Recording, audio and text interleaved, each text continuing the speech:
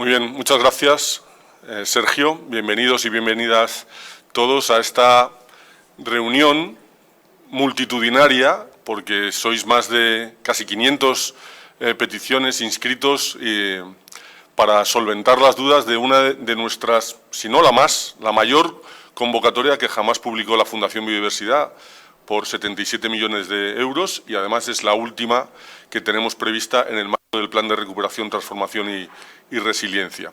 Es una convocatoria en la que realmente esperamos generar una gran transformación en dos ámbitos, en el ámbito forestal y en el ámbito del reto demográfico.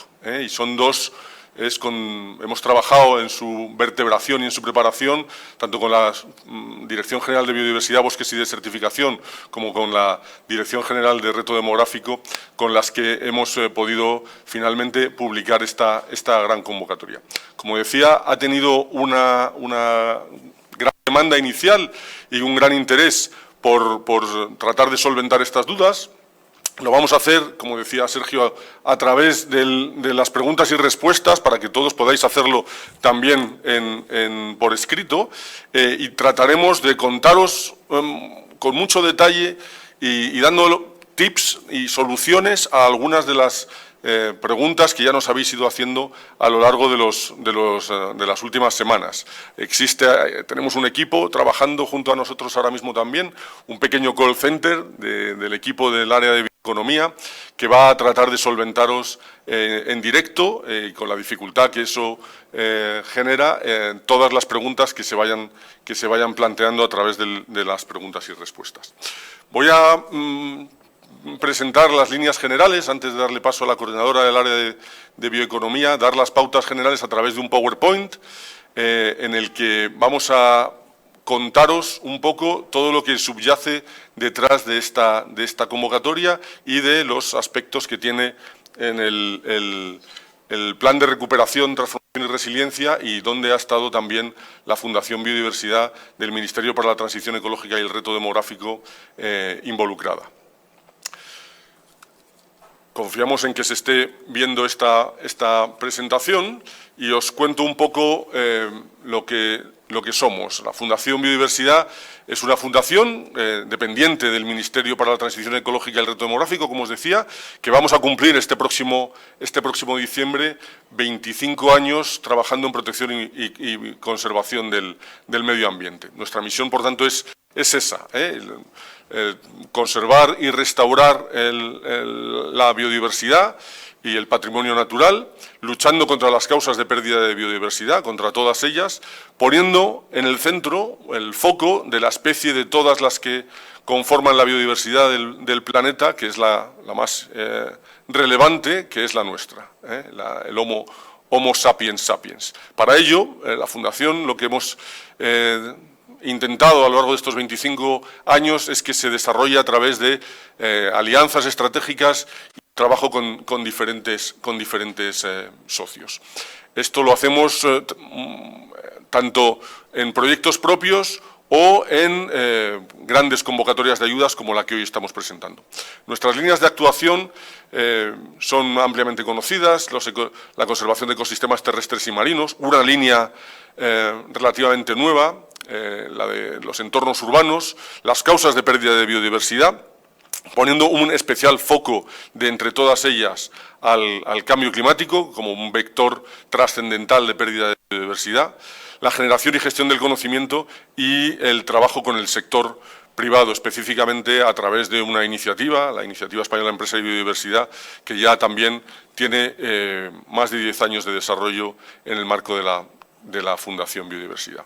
Tenemos 3 líneas horizontales a las que le dedicamos mucho esfuerzo también, que es a la comunicación de los resultados y a la transferencia de resultados de los proyectos que se apoyan o que se desarrollan, las relaciones internacionales para avanzar en los grandes convenios de lucha contra la pérdida de biodiversidad y de conservación de la biodiversidad de los que España es firmante, y todo ello a través de un enfoque de género que consideramos trascendental para poder realizar una transición ecológica coherente.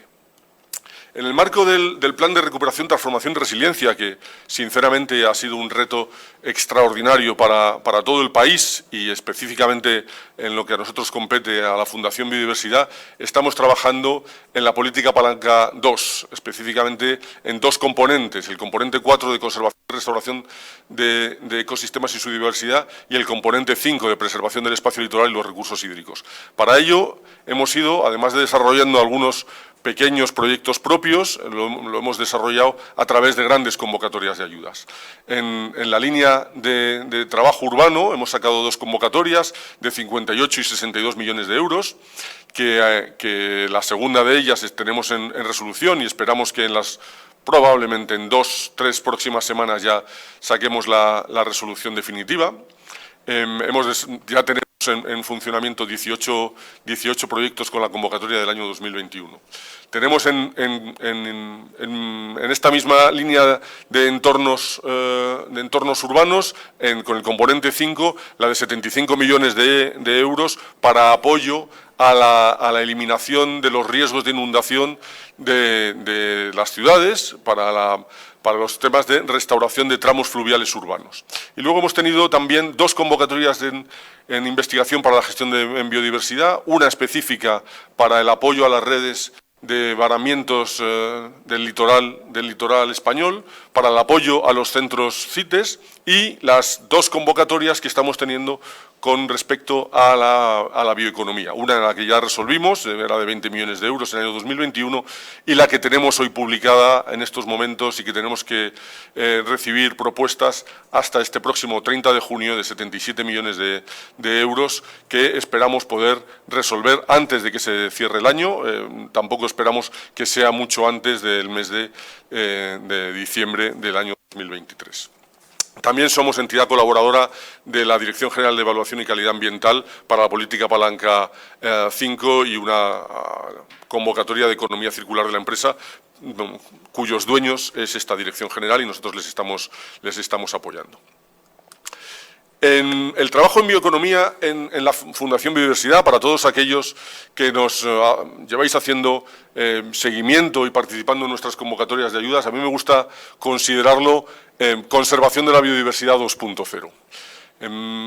Llevamos trabajando en conservación de la biodiversidad desde hace muchísimos años. Los primeros protocolos que hubo a nivel internacional pues ya son de hace más de 40 años.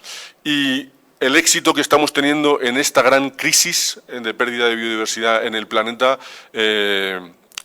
no lo hemos logrado solventar. Estamos entendiendo el impulso en bioeconomía como la participación, la generación de empleo y la participación de los sectores económicos en este gran objetivo que tenemos, que es la conservación de la biodiversidad. Y en esta línea que hoy estamos aquí presentando, específicamente muy ligada al ámbito forestal. Con este segundo gran reto, que es que contribuyamos a solventar los problemas de la España vaciada y solventarlos desde criterios conservacionistas, con criterios ligados al ámbito forestal y con criterios ambientales muy contundentes. También vamos a publicar, específicamente ya mañana, porque hoy se ha publicado ya la reseña en el Boletín Oficial del Estado, una convocatoria dedicada al Mar Menor, para ofrecer soluciones basadas en la naturaleza en el ámbito agrario a toda la dificultad que, como todos sabemos, tiene en estos momentos el Mar Menor. Y también estamos haciendo un esfuerzo importante por sumar desde la Fundación y por buscar la complementariedad del resto de fondos en este impulso de la conservación, trabajando en la generación de empleo. En esta misma línea, evidentemente, vamos a seguir siendo organismo intermedio de gestión del Fondo Social Europeo y del Fondo Europeo Marítimo de Pesca, con los cuales esperamos tanto impulsar la mejor formación para la generación de empleo como el trabajo específico con el sector pesquero para seguir haciendo una muy buena conservación de la biodiversidad y trabajando con los retos que nos plantea la transición ecológica. En este mismo punto y prácticamente como primicia, os contamos que en nuestra planificación estratégica a largo plazo también vamos a ser organismo intermedio de gestión de fondos FEDER y la línea de bioeconomía en la Fundación ha llegado para quedarse y, por tanto, en el próximo periodo de financiación, que será hasta el año 27, pero ya sabemos que tiene un N+3, vamos a tener también convocatorias específicas de bioeconomía en las que seguir impulsando esta conservación de la biodiversidad 2.0. Lo que marca la decisión del Consejo con respecto a este componente 4, de la inversión 4, por la que hemos tenido que modificar también nuestras bases reguladoras iniciales, con las cuales resolvimos la primera de las convocatorias, la del año 2021, marcan muy claramente cuáles son los focos en los que tenemos que trabajar. Aquí ya nos marca la línea argumental de lo que es luego nuestra convocatoria y que os vamos a tratar de detallar mucho. La mejora de la gestión forestal, con un especial esfuerzo en lucha contra incendios como uno de los grandes retos que tenemos en el país, promoviendo la biodiversidad y el uso sostenible. Tenemos que tener acciones que apoyen este sector forestal, pero específicamente como un recurso clave también para afrontar el reto demográfico, incidiendo en aspectos como el emprendimiento verde, la bioeconomía local o en aspectos también claves como la participación de la mujer o de los jóvenes en este sector que tanta trascendencia tiene en nuestro medio rural. Y aquí marco un poco las grandes líneas que imagino que todos los que estáis al otro lado conocéis, pero que es un objetivo genérico que vamos a tratar de hacer proyectos transformadores. Cuanto más transformadores, y esperamos que así se haya vislumbrado en los criterios de evaluación de la convocatoria, con ámbitos de promoción de la bioeconomía ligada al ámbito forestal, el reto demográfico que os decía, la igualdad de género y el ámbito de la participación científico-técnica en los proyectos. Este es un aspecto en el que vamos a incidir a lo largo de esta próxima hora, en el que entendemos que los proyectos se tienen que desarrollar por parte de todos los ámbitos sociales, los ámbitos científicos, los ámbitos conservacionistas, los ámbitos forestales y sectoriales, pero todos ellos tienen que estar basados en el mejor conocimiento disponible y que contribuyan a generarlo. Se puede hacer de muchas formas. Se puede tener en el propio partenariado entidades de este ámbito, del ámbito científico, pero también se puede hacer simplemente con la participación a través de comités científicos que vayan validando y haciendo un traslado a la ciencia y a la generación de conocimiento de las propuestas que se vayan aprobando en esta convocatoria. Como decía, hemos trabajado mucho con la Subdirección General de Política Forestal y Lucha contra la Desertificación y también con la Dirección General de Políticas contra la Despoblación de la Secretaría General de Reto Demográfico, con los cuales vamos a tener también los propios comités de evaluación de los proyectos de esta convocatoria. Tenemos 77 millones de euros, con un importe entre 100.000 y 2 millones de euros. Incido por primera vez aquí en la trascendencia de que tengamos un foco ahora mismo lo más ambicioso posible, desde el punto de vista presupuestario también. No siempre vamos a tener la capacidad de generar proyectos transformadores y tractores en la sociedad tan potentes y, por tanto, os animamos a que generéis proyectos del mayor alcance posible, porque también este porcentaje de cofinanciación va a ser difícil de mantener en el futuro. También con una posibilidad de unos anticipos tan grandes como los que se están aquí ofreciendo, el 60%, y además hemos recogido mucho de lo que en el proceso de participación pública se nos demandaba desde todos los ámbitos y hemos avanzado en que haya un 30% de garantía de anticipos sin avales bancarios para los beneficiarios de esta convocatoria, más la existencia a su vez de un segundo anticipo, y también incidimos por primera vez, de las varias que lo vamos a hacer, de que no existe la posibilidad de que haya prórrogas en la convocatoria. Los fondos del Plan de Recuperación, Transformación y Resiliencia se tienen que certificar en junio del año 2026 y los proyectos tienen que terminar ineludiblemente el 31 de diciembre de 2025. Por tanto, vamos a ser, sin duda, es una exigencia de los fondos y esta es una de las líneas rojas que no se van a poder gestionar a lo largo de la ejecución de los propios proyectos.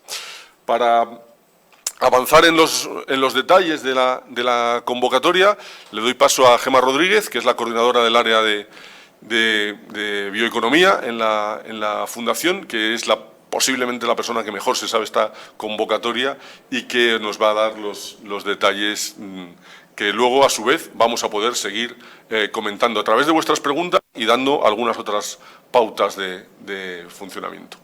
Gemma. Gracias, Ignacio. Bueno, buenos días a todas y a todos y gracias por este gran seguimiento que nos ilusiona y que además es muy prometedor para que este éxito de atención y de asistencia se vea reflejado también en el éxito de las solicitudes que vayamos a recibir hasta el 30 de junio. Yo pasaré por los aspectos más relevantes de la convocatoria, muchos de ellos están escritos y descritos en las bases reguladoras y en la convocatoria, pero me pararé sobre todo en aquellos temas que estamos viendo ya que pueden generar ciertas dudas o sobre los que más estáis preguntando. Podemos proyectar, aquí está, vamos a empezar por uno de los temas principales a nivel técnico y a nivel de objetivo de la convocatoria, y es, muchos nos preguntáis qué tipo de acciones son las que podemos incluir en los proyectos.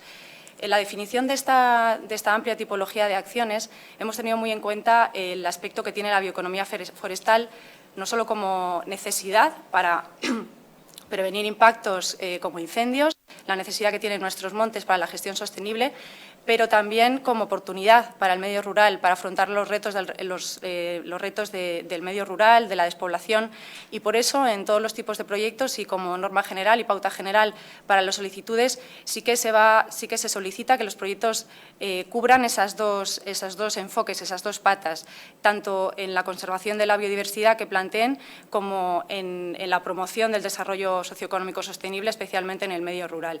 Y esto es importante que lo tengáis en cuenta y lo repetiré a la hora de esbozar los criterios de selección, porque es importante que lo contéis y que lo reflejéis adecuadamente. Por ejemplo, si un proyecto se centra en una gestión forestal, es importante que reflejéis qué repercusión va a tener esto en ambos términos, en el sentido de conservación y el sentido de desarrollo socioeconómico. En este sentido, tenemos tres grandes bloques de tipos de propuestas, de tipos de proyectos que podéis presentar, obviamente intercambiables entre sí. Un proyecto puede tener componentes de los tres tipos de proyectos, de los tres tipos de acciones, y además no es una lista excluyente, con lo cual dentro de este corazón de la convocatoria de estos tres grandes bloques podemos contemplar otro tipo de acciones que vayan encaminadas a los mismos objetivos. Pero como bloques generales tenemos estos tres. El primero de ellos se refiere a todo lo que serían aprovechamientos y usos forestales, tanto maderables como no madereros, en el sentido amplio, incluyendo también los servicios ecosistémicos que provee el monte y los ecosistemas forestales, incluyendo también las fases posteriores de las cadenas de valor que se puedan generar con estos aprovechamientos. Este es el primer gran tipo.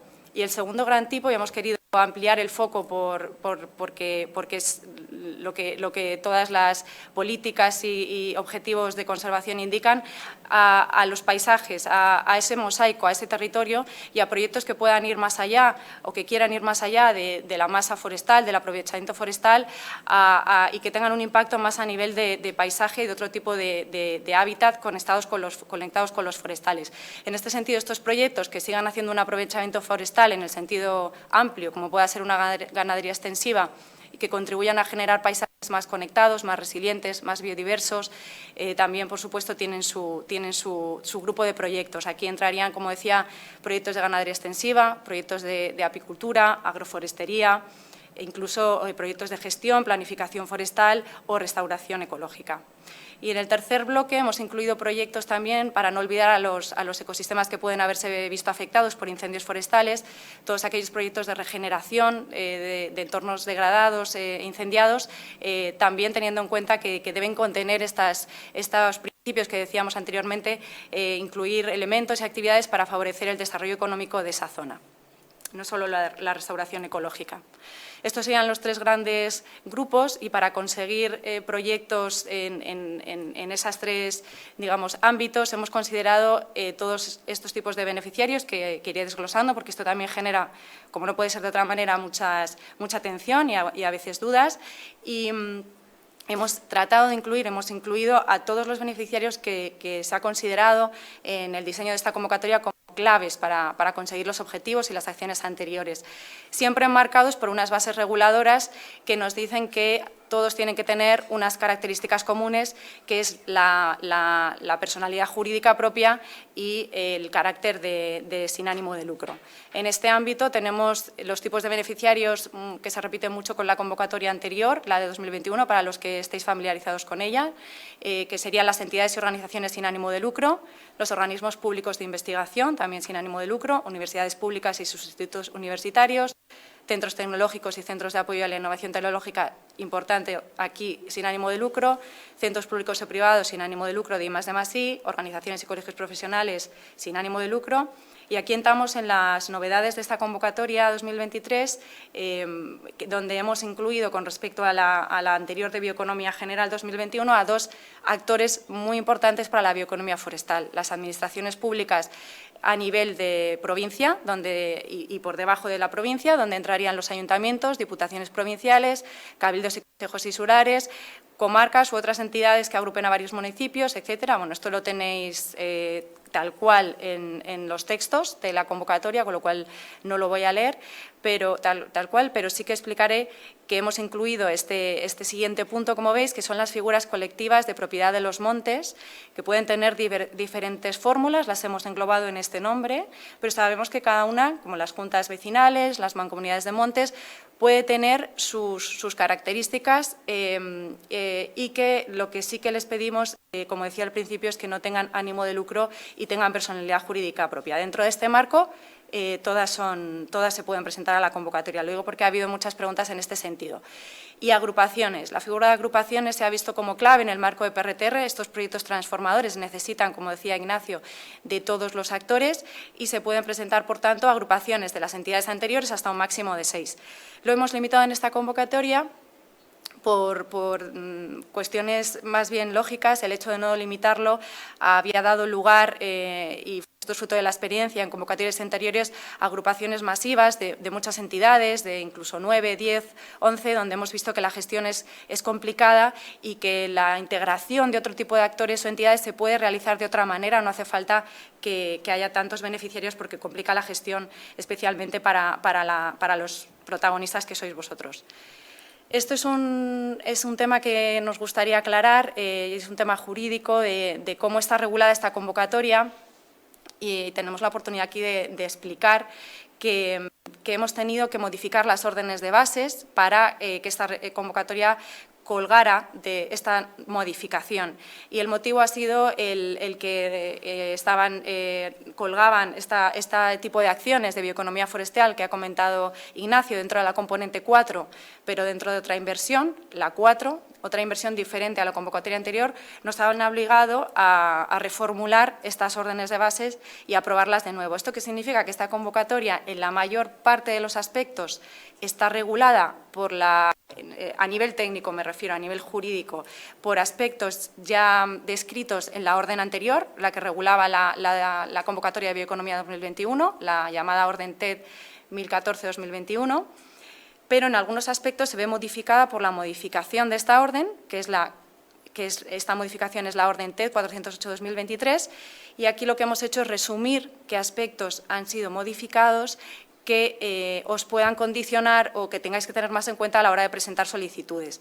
Se han visto modificados muchos aspectos formales, porque a medida que vamos avanzando en la gestión del plan de recuperación vamos teniendo que incluir nuevos requerimientos, que hemos aprovechado esta modificación, pero lo más relevante a efectos de presentar solicitudes es que ahora la designación del representante o apoderado único de la agrupación tiene un nuevo requisito, y es que tiene que ser uno de los representantes legales de las entidades que conforman la agrupación. Hay otra modificación, que es que en el caso de que compréis bienes inventariables, como terrenos, naves, etcétera, estos que sean inscribibles en algún tipo de registro, se tiene que asegurar que el uso para el que se compran, se prevé esa compra o esa adquisición en el marco de la convocatoria, es de 20 años. Antes era un plazo menor y se ha ampliado por razones evidentes hasta 20 años. Aquí hay un nuevo cambio, que es también que hemos incrementado, y esto lo teníamos que cambiar en las bases, el porcentaje de subcontratación permitido. Y esto es muy relevante a nivel técnico. El hecho de aumentarlo al 95% implica que los proyectos puedan formularse de otra manera y que existan más facilidades para la gestión, para la ejecución directa de sus proyectos a través de subcontrataciones. Esto, como digo, pues es una novedad porque la convocatoria anterior y en otras convocatorias, de hecho, en el marco del PRTR, el porcentaje es bastante menor. Las dos últimas cosas es que se incluye un requisito adicional para ser beneficiario, relacionado con el tema de deudas por reintegro de ayudas o préstamos a la Fundación Biodiversidad o a la Administración en general. Y luego un tema lógico, y es que las justificaciones intermedias, sabéis que normalmente en este caso son obligatorias en la mitad de ejecución del proyecto, cuando se lleve el 50% del cronograma ejecutado, y hemos reducido el periodo en el que la duración de los proyectos para los que es obligatoria esta justificación intermedia, y será para proyectos de más de 1 año y medio o igual a 1 año y medio de duración, porque la convocatoria, pues como ya habréis hecho cálculos, solo permite proyectos de 2 años de duración. Esto es el tema de gastos financiables que puedo financiar a través de la convocatoria y que no. Como todos sabéis, también es un tema estrella, suscita a veces dudas, pero en general lo que sí que es importante tener en cuenta a la hora de redactar el presupuesto del proyecto es que los gastos tienen que estar directamente y sin duda relacionados con la actividad técnica del proyecto, gastos que se vean que tienen que ver con lo que se pretende realizar y, por otro lado, que no sean gastos recurrentes de la entidad, que si todos los años se realiza un congreso, ese congreso nuevamente en el mismo formato y sin estar tan justificado, pues no se puede meter como parte de un proyecto porque se supone que es un gasto recurrente. El resto de reglas están más o menos descritas en la convocatoria y en las bases reguladoras. Tienen que estar dentro del cronograma, sujetos a precio del mercado, nombre del beneficiario en las facturas. Son más o menos lógicas, pero sí que recordar que el IVA, por estar en el marco del PRTR, no es un gasto elegible y que los gastos deben estar correctamente justificados.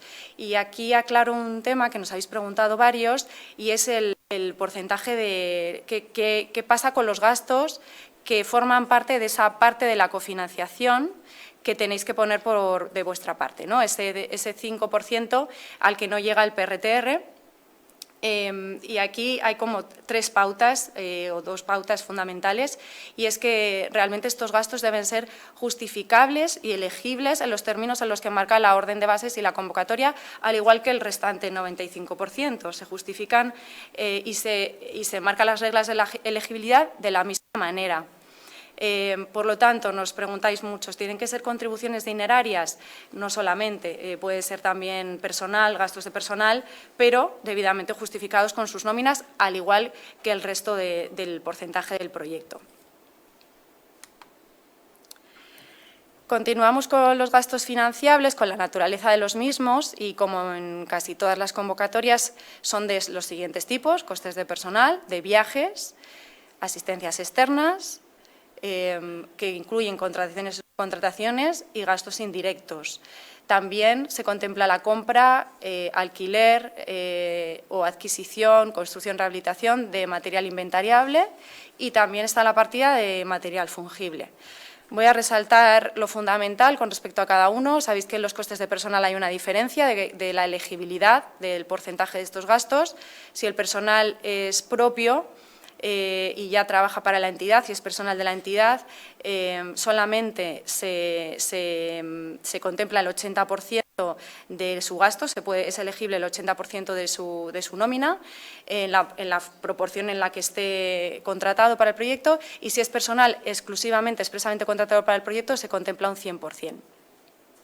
Aquí nos habéis preguntado, por ejemplo, para las que solo podéis imputar un 80% del personal, ¿ese 20% lo puedo poner como ese porcentaje de cofinanciación que yo tengo que poner de mi parte? Pues, como decía antes, no sería elegible en el marco de estas reglas, con lo cual no podría ser parte de esta cofinanciación.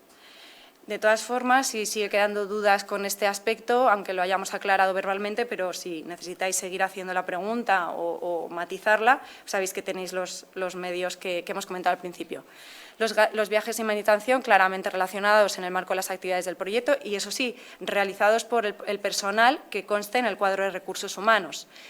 En tema de asistencias externas hay dos tipos, contratación y subcontratación, y es muy importante describirlos. Esto está descrito en las preguntas frecuentes, pero que sepáis que las subcontrataciones tienen un límite, aunque hemos aumentado hasta el 95% el límite de subcontratación, pero siguen teniendo unos requisitos derivados de la Ley General de Subvenciones para la contratación de vinculados o para los límites establecidos a la hora de hacer procedimientos de información de estas y publicidad de estas subcontrataciones. Los gastos indirectos se puede pedir hasta un máximo del 4% del coste total elegible del proyecto. Material inventariable, esto es importante, en muchas ocasiones ha suscitado dudas, los que sean de carácter amortizable, solo es elegible la amortización, no el coste total de la adquisición de ese bien, sino solo la amortización. Y cambia el tema de los 20 años, como decía anteriormente, de que se tienen que destinados al fin concreto para el que se otorga la ayuda. Y en el caso del material fungible, pues se refiere a la compra de bienes no inventariables y en este caso el coste sí que es el de la adquisición completa. El tema de anticipos y garantías. También nos consta que tema que suscita dudas y más en esta convocatoria, donde una de las grandes novedades es la que hemos utilizado, la posibilidad que nos ha suscitado esta convocatoria para incluir el tema de los anticipos y garantías, que además muchas nos lo habéis pedido en el proceso de información pública y que a nivel jurídico y administrativo se nos ha permitido en esta ocasión. Voy a empezar por el principio. Se puede, en un primer momento, se puede solicitar un primer anticipo que puede ser de hasta un 60% de la ayuda concedida. De este primer anticipo, de este 60%, un 30% está exento de garantía bancaria para determinadas entidades, que las tenéis escritas tal y como constan en la convocatoria. Básicamente, administraciones públicas y organismos vinculados a nivel estatal y a nivel comunidad autonómico y estatal, y a nivel local, perdón. Entidades no lucrativas, que como veis es un cajón bastante amplio, con lo cual con una entidad sin ánimo de lucro estaríamos en este cajón, y federaciones, confederaciones, agrupaciones de las mismas que realicen proyectos o programas de acción ambiental. En el marco de la convocatoria, si os adecuáis a los objetivos y actividades del proyecto, estáis realizando acciones ambientales. Lo digo como pauta también para cuando os preguntáis, ¿entro dentro de estas categorías? Bueno, pues es un poco la información que entiendo que os sirve para considerar si estáis o no. Si pedís un anticipo del 30%, este tipo de entidades, no necesitaréis presentar aval bancario, garantía bancaria. Si pedís un 40% en el primer anticipo, pues necesitaréis un aval bancario todas las entidades, las que estáis en estos casos, de un 10%, las que no estáis en estos casos, del total del anticipo que presentéis. ¿Qué pasa con el segundo anticipo? Bueno, pues que los proyectos, eso sí, de 1 año y medio o más de duración, cuando hagáis la justificación parcial correcta, la justificación intermedia del 50% correctamente, de manera que el 50% de los gastos sean elegibles, entonces se puede pedir un segundo anticipo. Y este segundo anticipo tiene el límite de que nunca se podrá superar el 70% de la ayuda anticipada. ¿Esto qué quiere decir? Que el segundo anticipo solo tiene un máximo de un 20%, una vez que hayáis justificado este 50%. Nuevamente, exento de garantías en estos casos, porque seguimos estando por debajo del 30%. Es un esquema complejo, es lo mejor que hemos podido, dentro de las posibilidades jurídicas, ofrecer para facilitar el tema de las garantías bancarias y si sigue suscitando dudas, pues nuevamente seguiremos respondiendo a través de los canales. La presentación de solicitudes sigue la dinámica de las anteriores convocatorias. Los que os hayáis enfrentado a anteriores convocatorias lo encontraréis similar. Las nuevas entidades lo explicamos todo en la guía de presentación de solicitudes, con pantallazos de todos los pasos. Simplemente aclarar que solicitamos 3 tipos de datos. Por si genera duda, el dato del que rellena, la persona que rellena la solicitud, que puede ser una consultora, puede ser una entidad diferente a las que sean solicitantes de los proyectos, por eso lo preguntamos exprofeso. Luego hay un bloque de datos de las entidades, de la entidad o entidades solicitantes, y luego hay otro bloque de datos del proyecto. Los datos del proyecto, que a veces no se entiende la relevancia de este apartado, tened en cuenta que mucha de la información que metéis en este formulario a nosotros nos sirve mucho para valorar como información adicional a las actuaciones, a las fichas de actuaciones. Aquí se os pregunta muchas veces directamente por temas que van directamente relacionados con los criterios de evaluación. ¿Esto qué significa? Que muchas veces para valorar hasta qué punto reunís los criterios a la asignación de puntos, si no nos lo habéis explicado muy bien o no está muy claro en las fichas de actuaciones, este es el lugar en el que os preguntamos directamente por ellos, con lo cual creo que es un formulario al que es conveniente darle importancia a la hora de rellenarlo. En cuanto a la documentación, también es muy similar al resto de convocatorias y a la convocatoria anterior. Los documentos técnicos a adjuntar es importante que los hagáis en los modelos que se facilitan en la aplicación que mostrábamos antes. El marco lógico y las fichas descriptivas de acciones son nuestra base para ver la naturaleza del proyecto, las acciones que planteáis, y luego están documentos muy importantes que acompañan para ver cómo de viable o cómo vais a afrontar estas actuaciones, como el presupuesto, con qué gastos contáis, el cronograma, con qué personal contáis, el cuadro de recursos humanos, todo tiene que estar muy relacionado entre sí, tiene que tener esa coherencia y esa lógica. Por ejemplo, en las fichas descriptivas de acciones marcáis presupuesto por tipo de acciones. Esto debería coincidir con el presupuesto global, que no siempre pasa, y con el presupuesto que metéis en el formulario de solicitud. Yo aprovecho para decir, cuando os preguntamos lo mismo en varios documentos, es por necesidad y hay que intentar que sea coherente. Luego están otros documentos como el plan de comunicación y sensibilización, la evaluación preliminar del principio Do No Significant Harm, de NSH, que es como sabéis, o los que veis por primera vez al PRTR, es un requisito del plan de recuperación y seguramente vendrá para quedarse, porque es el seguro que se tiene de que estas actuaciones son respetuosas con ciertos aspectos de la conservación. Y la ficha de integración de aspectos de género, que es nueva en esta convocatoria y que hemos visto muy necesaria porque los aspectos de género normalmente se pasan por alto, a veces no se incluyen o no se explica si esto se ha tenido en cuenta o no. Y se ha decidido que es necesario preguntarlo aparte en una ficha exclusiva específica de este tema. Y luego están los documentos relacionados con la convocatoria. Los dos primeros los mencionaba, las dos órdenes de bases. Es importante que sepáis que las dos son documentos de referencia en el caso de esta convocatoria y la nueva, la modificación, solamente en algunos aspectos, y os los comentaba anteriormente.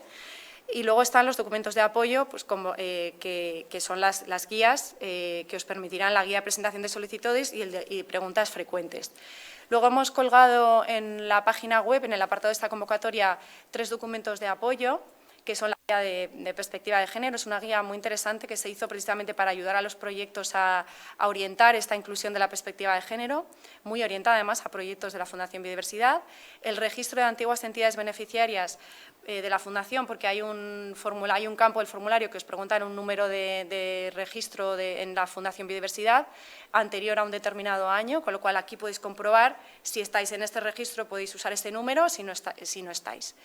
Y luego el código INE de los municipios, porque luego os lo explicaré con los criterios. Pero en esta convocatoria, ya lo decía también Ignacio, el tema del reto demográfico es uno de cómo el proyecto vaya a abordar o vaya a contribuir a resolverlo. Es un aspecto fundamental. ¿Y eso cómo se valora? Pues se valora en cómo se interviene, pero también dónde se interviene. Y, por supuesto, aquí el criterio es la densidad de población, como bien nos decían nuestros compañeros de la Dirección General para el Reto Demográfico, y por eso tenemos que tener información clara de dónde tenéis pensado realizar estas actuaciones, en qué municipios, si ya lo tenéis identificado a nivel municipal, que también sabemos que a veces no lo tenéis tan localizado, pero en el caso de lo que tengáis localizado, os vamos a preguntar por el código INE de municipios, para evitar errores en la redacción de nombre de municipios, que a veces pues, se escribe mal o no concuerda o tiene varios nombres, a veces ocurre que tiene nombres diferentes. Para no tener equívocos, por eso os pedimos el código INE.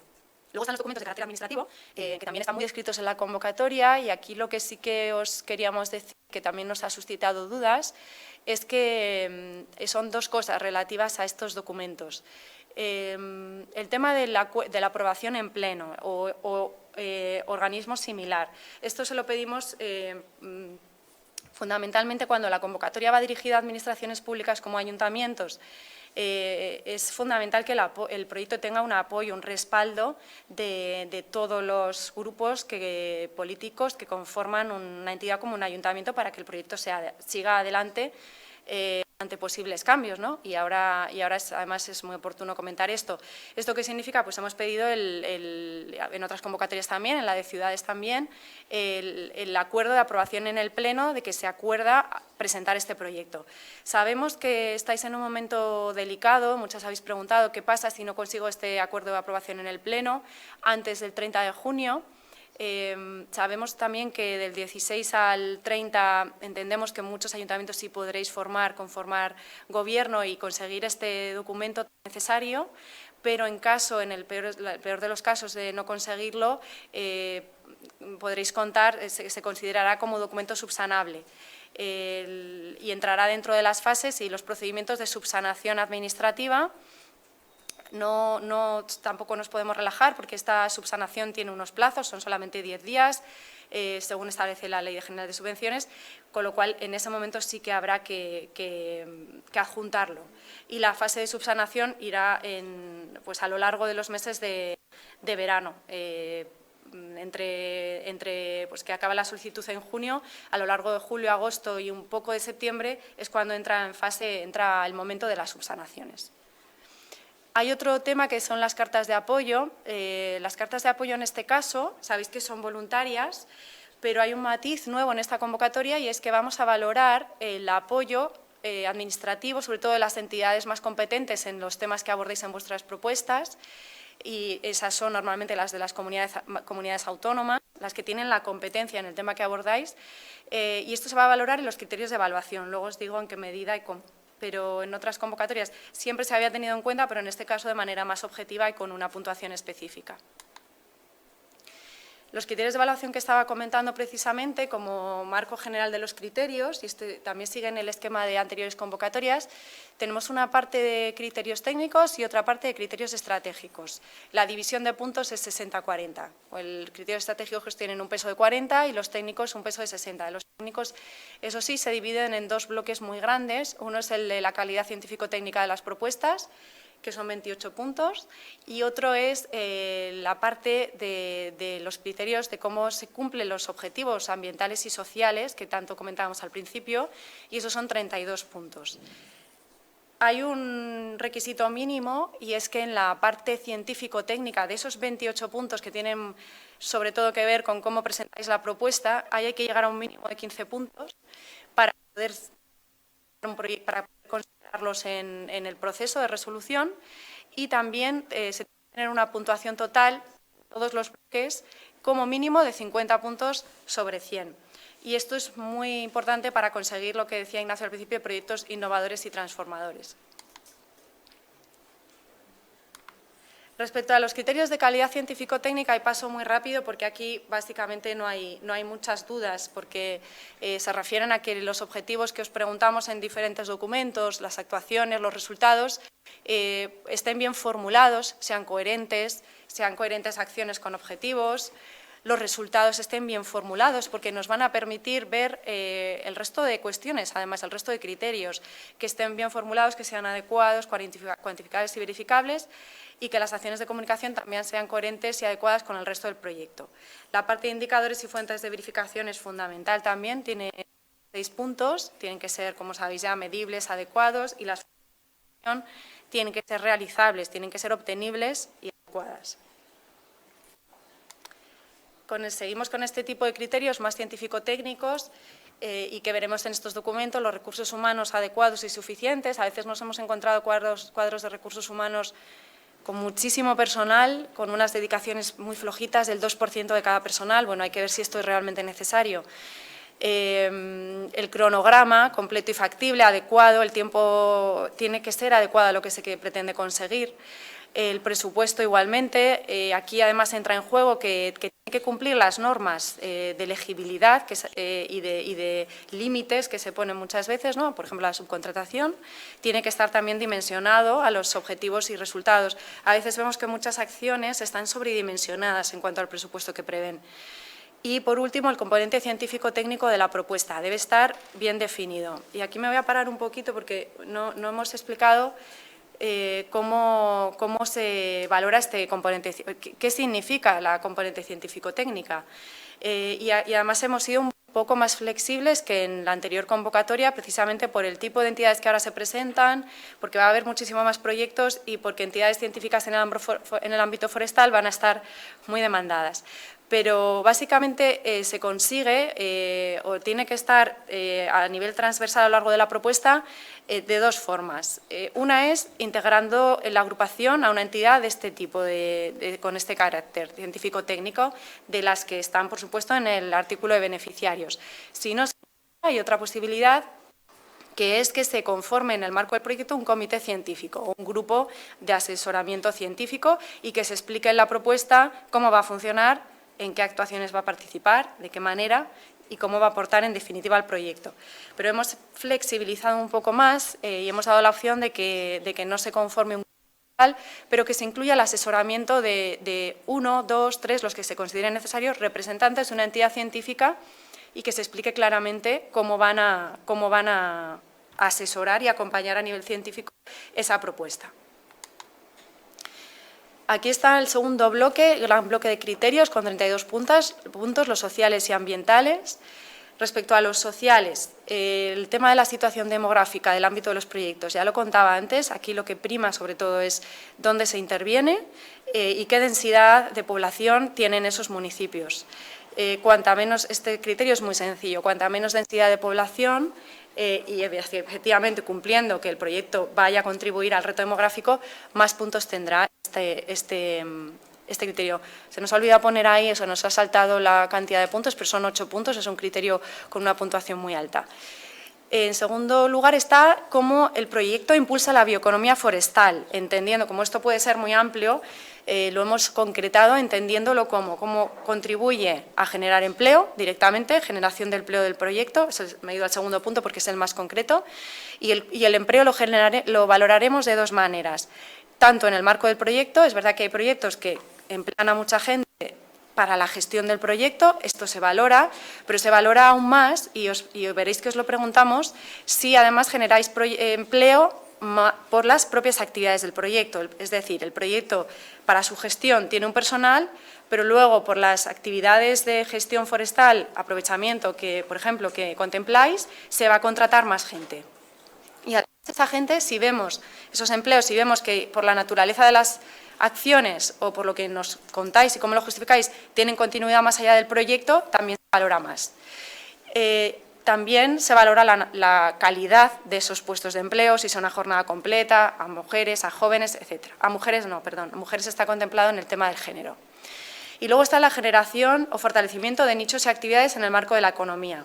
Y esto es cómo estáis fortaleciendo esos sectores en los ámbitos de intervención, si estáis generando emprendimientos, contribuyendo a generarlos o fortaleciendo los que ya existen, ¿no? Esos nichos, esas actividades relacionadas con la bioeconomía forestal. Estos son 7 puntos en total. Después está la integración del enfoque de género, que valoraremos en esa ficha. En esa ficha veréis lo que valoramos, pero es básicamente cómo se ha integrado en el diagnóstico, si lo habéis tenido en cuenta, si lo habéis abordado, si es abordable o no las actuaciones y cómo nos lo explicáis. Seguimos por los criterios más ambientales. El principal o el más relacionado con la mejora es cómo contribuye el proyecto a la conservación de los recursos forestales, naturales en general y a la biodiversidad. Y aquí lo que valoraremos es cómo el proyecto, con las actuaciones que plantea, va a contribuir a mejorar ambientalmente el entorno donde actúa. Por ejemplo, y también incluyendo aspectos tan forestales como la madurez del bosque, su biodiversidad o su estructura, ¿no? O sus servicios ecosistémicos.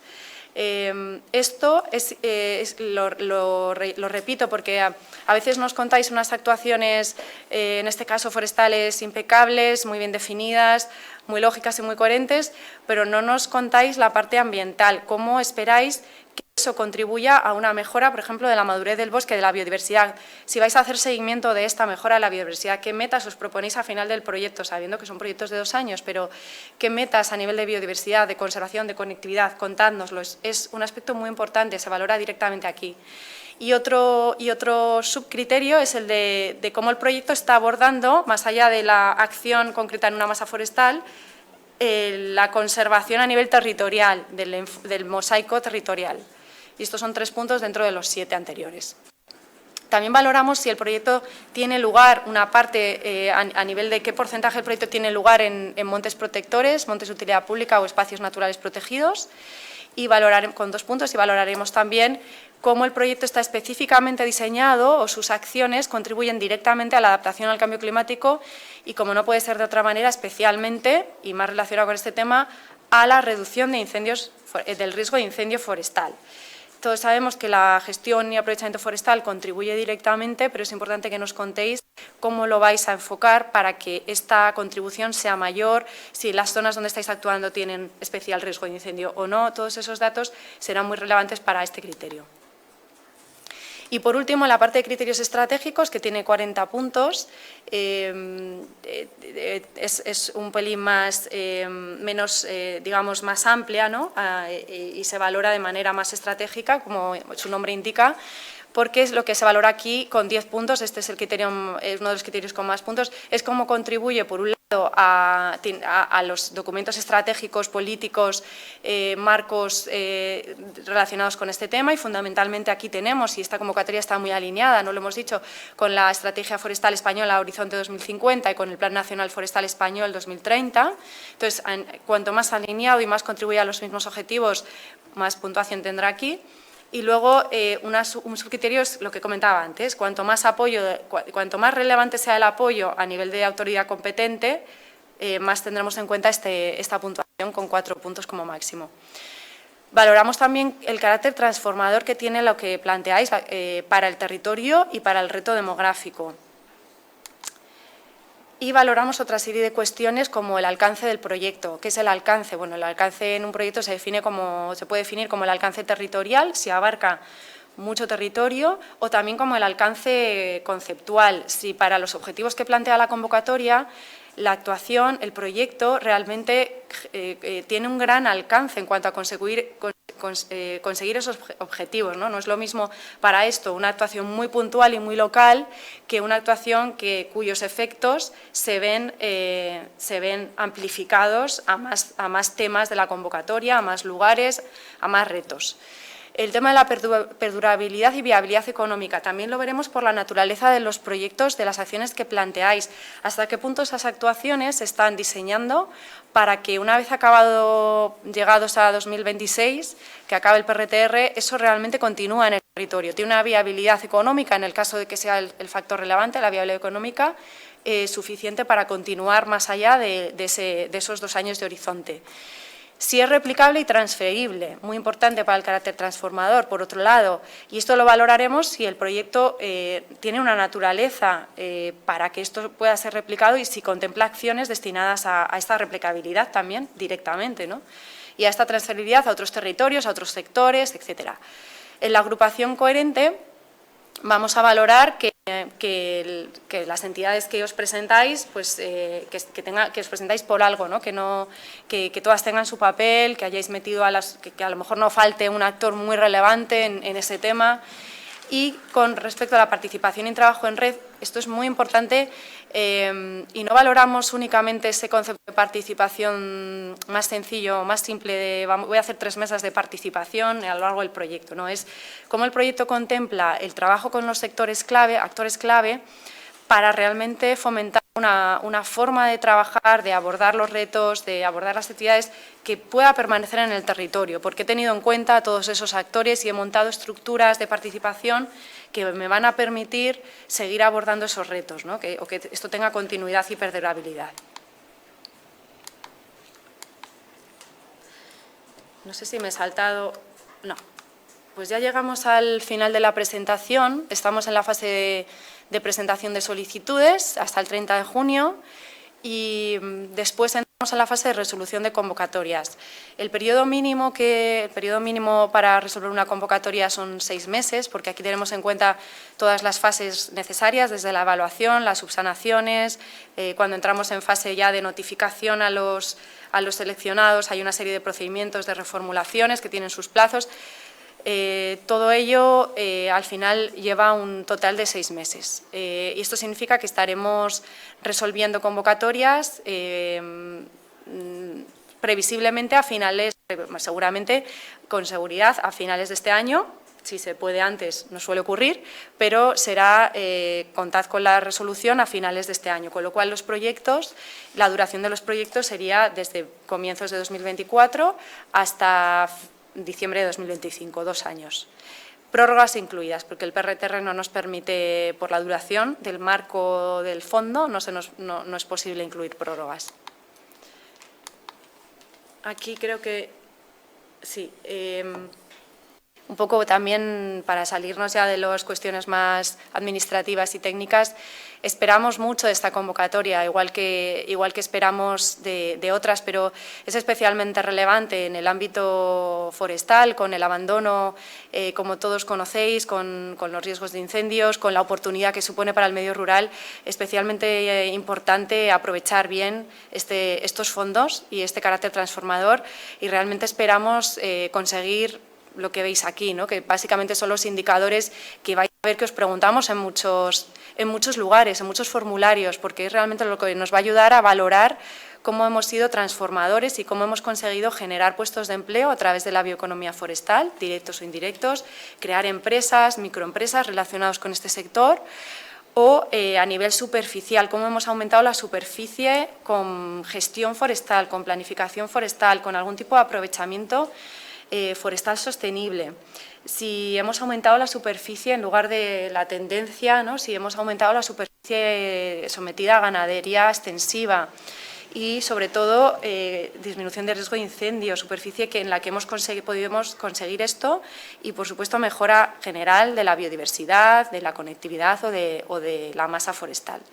Y todo ello ligado a zonas de riesgo de despoblación. Y sin más, vuelvo a proyectar el mail en el que podéis volver a consultar, a preguntar estas cuestiones si no han quedado claras. Y ahora vamos a abrir un breve periodo de… Sabéis que no podéis hacer preguntas en público porque sería inviable, pero hemos recogido las cuestiones más repetidas y pasaremos a resolverlas. Pues muchísimas gracias, Gemma. Yo creo que han quedado bastante claras las cosas. Como podéis ver, hemos recogido muchísimas de las sugerencias que nos llegaron también a través de los procesos de participación pública de la convocatoria. Y hemos implementado unas cuantas mejoras que entendemos que pueden ayudar mucho a la ejecución de los propios proyectos y que os inciten a la presentación de propuestas. Algunas cosas, y os trato de contar los porqués, ¿no? ¿Por qué el IVA no es elegible? Nosotros estamos entendiendo, y desde el principio esto es una de las grandes incertidumbres de todo el marco del Plan de Recuperación, Transformación y Resiliencia. Nosotros lo hemos considerado no elegible en el marco de los proyectos, por lo que escuchamos de la Comisión Europea, que entendía y que interpretaba que podía haber una doble recepción por parte del Estado miembro, si por una parte lo pagaban los propios proyectos y luego lo retornaba a su vez también la Comisión en las certificaciones, y que el proceso de revisión de eso podría ser pues muy largo. Y por tanto, ese es el razonamiento por el que el IVA no es un elemento elegible en general en todo el plan de recuperación y en concreto en nuestras convocatorias. Por cierto, tanto esta presentación como la PPT que hemos utilizado van a estar cargadas en la propia página web de la Fundación, en el marco de la convocatoria de bioeconomía, también para consultarlo y que lo podáis ver las veces que queráis, este apasionante webinario, y también podéis enviar la PPT a quien consideréis. Algunas sugerencias más, por ejemplo, el concepto de las agrupaciones, que muchos nos preguntáis. Las agrupaciones no solo, el tener una agrupación coherente no son solo 3 puntos más en los criterios de evaluación, sino que percola y se ve cuando ha habido varias entidades con diferentes focos en donde claramente se mejora la propia concepción del proyecto. Por tanto, sugerimos que se aproveche esta oportunidad de montar proyectos con hasta 6 miembros en la agrupación que la enriquecen notablemente. El tema del alcance, Nosotros, y yo decía al principio, que cuanto mayor alcance, mejor. Entre otras cosas, está valorado en los criterios de evaluación. Pero realmente la oportunidad es única, y algunas preguntas había con respecto a la dispersión geográfica. El aspecto de poder generar modelos diferentes, modelos transformadores diferentes desde el punto de vista de la gestión forestal en diferentes ámbitos parece muy relevante. Por tanto, que haya diferentes focos geográficos puede ser muy relevante. Los proyectos yo recomiendo mucho que sean extraordinariamente realistas, porque son de 2 años, ¿vale? Porque se van a poder ejecutar en 2 años, que sean lo más transformadores y el mayor alcance posible y muy realistas en todos los ámbitos. En el ámbito de la comunicación, donde tiene que haber ese plan de comunicación y sensibilización detallado también, porque estamos viendo en el histórico de seguimiento de los proyectos de la Fundación que se prometen muchas cuestiones desde el punto de vista de la comunicación que luego la propia dinámica de ejecución de los proyectos lleva a que no sea tan sencillo de cumplir desde todos los puntos de vista, desde los artículos científicos, desde el número de talleres, el número de notas de prensa, el número de actuaciones de sensibilización que se van a generar. Por tanto, realismo a este respecto. Eso sí, os contamos que luego el acompañamiento que se realiza por parte de la Fundación a cada uno de estos proyectos y que los tutores de seguimiento ayudan mucho a que se puedan realizar estos proyectos por mayor alcance que tengan. Y que además existe la opción de la reformulación de los proyectos ya aprobados, siempre y cuando no se altere el objeto y la finalidad por la cual el proyecto ha sido aprobado en el marco del comité de evaluación, ¿vale? Existe la posibilidad luego de ir ajustando a lo largo de los 2 años de ejecución hasta 3 meses antes de que finalice, hasta 3 meses antes de diciembre del 2025, para reformular algunas actuaciones que no se hayan podido desarrollar de la forma en la que estaban previstas. Nos preguntabas por los comités científicos. No existe un marco de si es nacional, internacional, cómo está conformado. Un comité internacional es perfectamente bien aceptado en el marco de la convocatoria. Aspectos de compra de tierras, lo ha comentado muy bien Gema, pero evidentemente la compra de tierras tiene que ser la última forma, la forma excepcional en la que un proyecto se debe desarrollar. Estamos teniendo muchas dificultades en las compras de tierras en proyectos previos, ya en el histórico de proyectos de la Fundación, y por tanto para 2 años nuestra sugerencia es que el proyecto, solo en esos casos absolutamente excepcionales, cuente con una compra de tierras que se tarda mucho y que además es de difícil justificación. Debe ser extraordinariamente bien justificada, no solo ahora para la Fundación, sino también lo que nosotros justifiquemos a la propia Comisión Europea a continuación. En el marco de la compra de coches, recordaros que solo es el periodo amortizable en lo que se pueda comprar, en lo que se puede cargar al propio proyecto, o sea, en general con el ámbito del material inventariable. Nos preguntabais también si van a ser necesarias las timesheets a las que estamos acostumbrados en los proyectos europeos. No es necesario, menos mal, porque realmente es una carga importante y en principio no nos lo están exigiendo en los proyectos. Alguna otra cuestión, por ejemplo, nos preguntan también por qué en esta convocatoria sí que hay exención de garantías, de avales bancarios, y no ha sido así en el pasado. Lo hemos contado muy abiertamente en el pasado. Cuando a la Fundación se le da el reto y el objetivo de poner más de 400 millones de euros encima de la mesa a través de convocatorias de ayudas y los fondos no han llegado, la propia generación de avales para la exigencia de ejecución de los proyectos nos impedía de todo punto generar ninguna de estas excepciones. Ahora mismo, con un riesgo mucho más limitado, con los fondos habiéndose distribuido y aprobado por parte de la Comisión Europea, entendemos que se pueden hacer estas excepciones. Un par de cuestiones más por mi parte y seguro que luego a lo mejor Gemma tiene alguna otra cuestión al presentar los proyectos.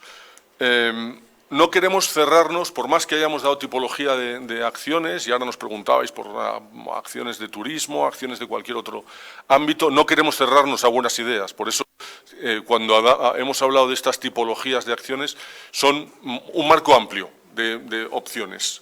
No significa que haya que circunscribirse únicamente a esas. No queremos cerrar la extraordinaria capacidad de innovación y de pensamiento que hay en este país para la presentación de propuestas. Por tanto, cualquier buena idea será muy bienvenida. Los planes estratégicos, que también nos preguntabais, los planes estratégicos deben ser lo que hile la ejecución de acciones realmente de transformación en el territorio, pero no puede ser el fin último del proyecto, ¿vale? O sea, puede existir un ámbito de trabajo que sea la creación de un plan estratégico para determinado territorio, determinada zona geográfica y luego lo que se desarrolle a continuación, ¿vale? Dos cuestiones más. La primera es que no deis nada por sobreentendido. Nos preguntabais también por los ámbitos si había que generar acciones de replicabilidad, de transferencias específicas, lo que vosotros consideréis para contar cómo estos proyectos van a transformar el territorio y cómo la gestión forestal va a ser más sostenible en más ámbitos y lo mismo en el caso del reto demográfico. No dar nada por sobreentendido. Contadlo en vuestros formularios porque al final eso marca la diferencia. Y que os hagáis un autoexamen. Yo se lo digo a cualquiera que me pregunta, ¿cuál es la fórmula del éxito? Haceros un autoexamen con los criterios de valoración y descubrir dónde cada uno de los puntos que vienen en esos criterios de evaluación lo tenéis reflejado y se demuestra fehacientemente en el marco de vuestros formularios entregados. Hemos, como decía, recogido prácticamente todo lo que se sugirió en el proceso de participación pública y también en las lecciones aprendidas de los más de 100 proyectos que tenemos en estos momentos ya en ejecución en el marco del plan de recuperación. Esperamos, de esta forma, que os animéis a la presentación de muchísimas extraordinarias propuestas. No sé, Gemma, si tienes también algunos otros aspectos que recordarles a nuestros televidentes. Sí, estamos coordinados y nos están haciendo llegar las preguntas que más se están repitiendo y una es sobre proyectos que a priori tenéis dudas de si encajan, como puedo hacer el plan de ordenación de mi monte y presentar ese proyecto, puedo presentar la certificación, por ejemplo, de una masa forestal. No son acciones que están dentro del listado de actuaciones elegibles, pero la idea es que sean parte, que esas acciones más puntuales, como pueda ser elaborar un plan de ordenación o una certificación forestal, sean parte de proyectos más integrales que contemplen otro tipo de acciones. Y la razón es porque, evidentemente, en concurrencia competitiva ante proyectos que además de un plan de ordenación, planteen resultados concretos sobre el territorio, resultados concretos en términos de biodiversidad y de empleo, van a tener mucha más puntuación que la simple presentación de un plan de ordenación forestal, que no negamos la importancia y la utilidad y la necesidad, pero que en esta concurrencia de proyectos más transformadores y más integrales probablemente sea difícil que puedan salir. Y luego otro tema respecto a la consideración de reto demográfico de los municipios que nos habéis preguntado, y para ser más clara, no vamos a considerar si una zona está en territorio reto o no, sino simplemente esa consideración se va a hacer a través directamente de la densidad de población del territorio donde intervenís. Por eso os preguntamos el código INI del municipio o, en su defecto, las provincias donde se va a realizar el proyecto y cómo se divide el proyecto en esas provincias, porque es un cálculo bastante directo sobre densidad de población de esos lugares de intervención y cómo se reparte el proyecto y, por lo tanto, cuánta puntuación de reto demográfico se tiene. Es decir, está directamente relacionado con la densidad de población. Creo que no hay más preguntas. No sé si quieres aclarar algo. Dos cuestiones más. Una que donde dije digo Diego, con las timesheets. Y no como tal, son hojas de tiempo, sí que son necesarias en esta convocatoria, son exigencias de la comisión que tenemos que cumplimentar, se tendrán que cumplimentar en el marco del proyecto.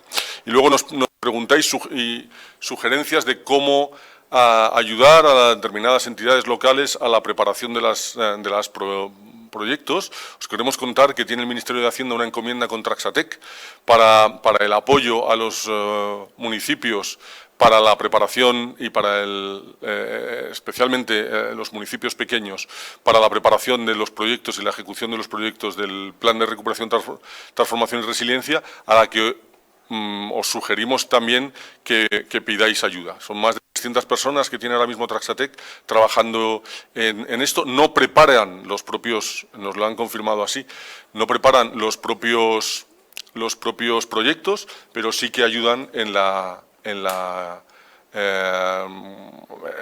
resolución de algunas de las dudas que se puedan plantear y también a la revisión final de las mismas. Así que, bueno, ahí es otra ayuda que también desde el Gobierno se está poniendo para que el impulso al reto demográfico logremos darle la vuelta. Muy bien, pues creo que lo tenemos todo cerrado.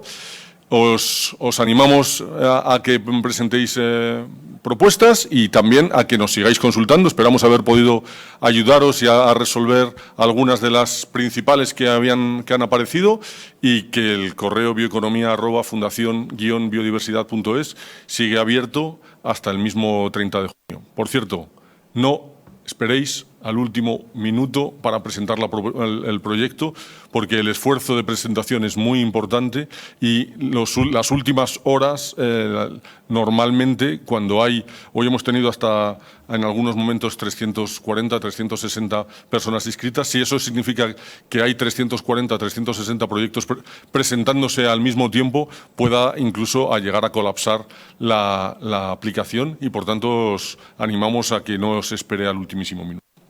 Así que estamos a vuestra disposición. Un saludo y hasta pronto. Hasta pronto.